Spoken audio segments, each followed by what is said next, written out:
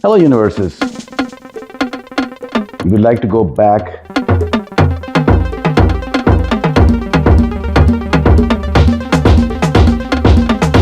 and let's be friends together. Well, hello, or our channel, my friend Bob. Bob is here. People keep on telling what are myths in gardening.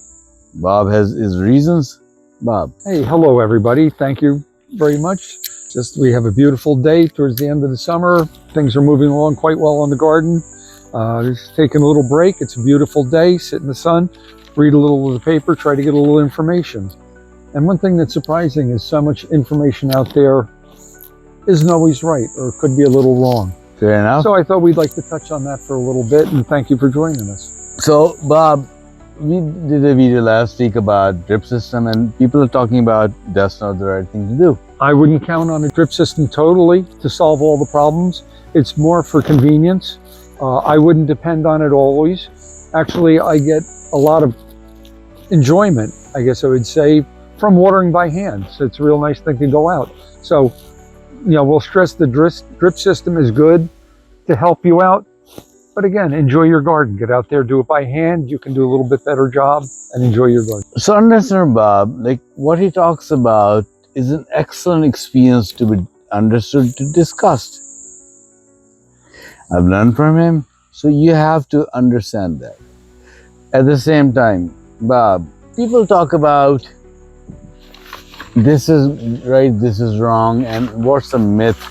At the same time, you have a certain life to live with. There's a lot of information out there, and all of it isn't good. I mean, one of the biggest things I see, I'll confess that I do it all the time too, is more is better. And with more is better, I'd like to think if someone's using fertilizer, maybe a little bit on that pot is good. Why not? Why don't I put a lot on there? And it's not good. You can over fertilize very easily. Yeah, you really got to careful, pay attention to the amount you should be using. I would never put fertilizer directly in a hole when I'm planting a plant. You don't want to force feed things. You want to let it work on your own. So more is better is, thinking that if I use a little of something, a lot may be good, or a lot may be better. And that works not only with fertilizer, but pesticide. If you have something that calls for a tablespoon, a cup of pesticide isn't going to help you any better. It may do more damage than good. So you really want to be careful. Keep that in mind. You can even apply it to putting seeds in. And this is where I always am a culprit. I'll have a pack of seeds.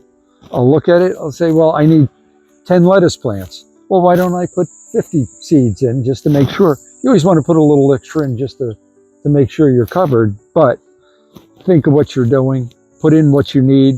Don't waste your seed. So, Bob, in the myths you're talking about, the myth we live in this country, having a front garden is always green. Fight me on that one.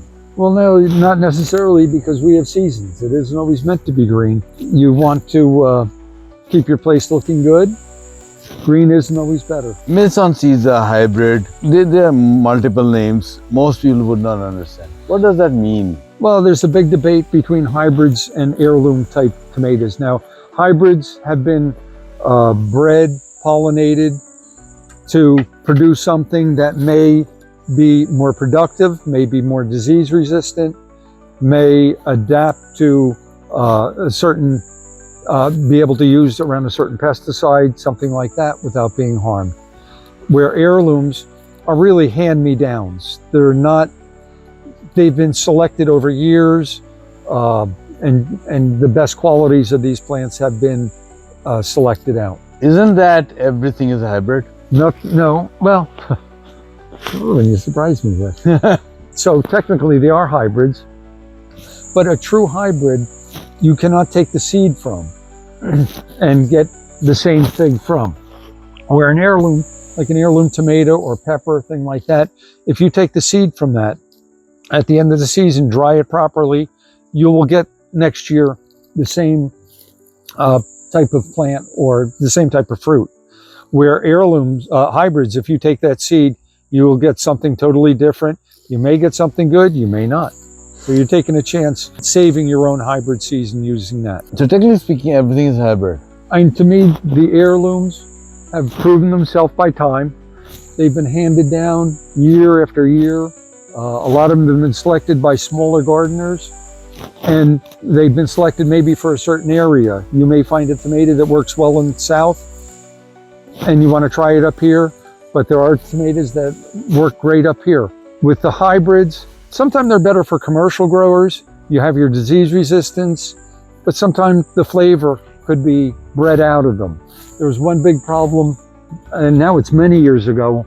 When we started growing tomatoes, or when I started growing tomatoes out in the field, we used 3 different types: Jetstar, Ramapo, and Supersonic. Ramapo seed, I guess in the early 80s, disappeared. So it was no longer around. Eventually, people brought it back. It was available again. They were great for growing in the field, but in the home garden, I've tried Ramapo at home now, and it really hasn't done that well for me. I'd rather go with some of the other heirlooms. So Bob, like we were talking about the myths. We talked about like couple. We were thinking to talk about 4 or 5. So what are the myths? While we're on seeds, how about seeds catalogs? You can't always trust. They're good for information, but sometimes they do embellish a little bit, make things sound a little bit better than they could be. With seeds, like with anything in the garden, you really want to try it yourself. You be the one who develops what you like and what you think is best. Before we end, so are we just living in the world of McDonald's? Yeah, a lot of times we're told too much of what we should be doing when we should be experiencing it for ourselves. Experience is the greatest teacher of all. So while you're told in and out what to do, use your own judgment. Well, when it comes to judgment, and I'm sorry to whatever who watches us, people are extremely stupid, and I have to say it. They do want to look at you, look at people who know. So how they should, what happens that they should know what to do? Well, a lot of it, again, is experience. You want to ask for more information, but don't take all the information you get for granted. Be able to ask other people. A lot of times, some of the experts will tell you what they want you to know rather than what you should know. I can remember one tree man locally who would tell people the problem with their trees was an insect that was not even found in our area. So are we talking about a guy? No, not Guy. Okay. Definitely not Guy. So if you have a friend, Guy, that was a joke. I would trust Guy for the most part, except for when I asked him the question on using a wedge that had a little piece of metal on it. Guy, you know, you're being destroyed right now. I asked him if this wedge was safe to use, and he said, "Yeah, sure, just close your eyes," which is a terrible thing to say. But anyway, so you want to ask other people. Don't take one person's opinion for granted. Don't take my opinion for granted. We're here to offer information and give you a little bit more. It's not about we know everything, but what we're trying to share is whatever we know with the world.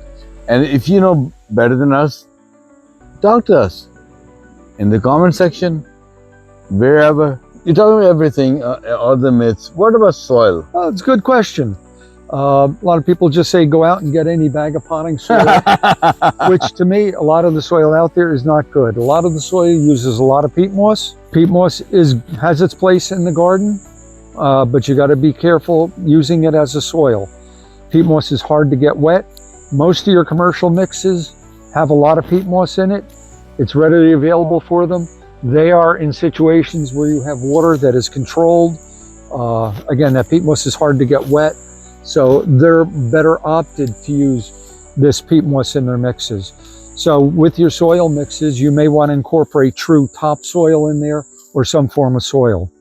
Also, when we're on soils, a few other things that I've seen that aren't really good. If you have a clay soil, adding sand to it does not work. Clay soil is made of very fine particles, where your sand is a very coarse particle. Mixing them together, you can get something that forms like concrete. You want to add organic matter. Organic matter is the key. You want to mix that in, loam, Compost would be great, anything like that to improve your soils.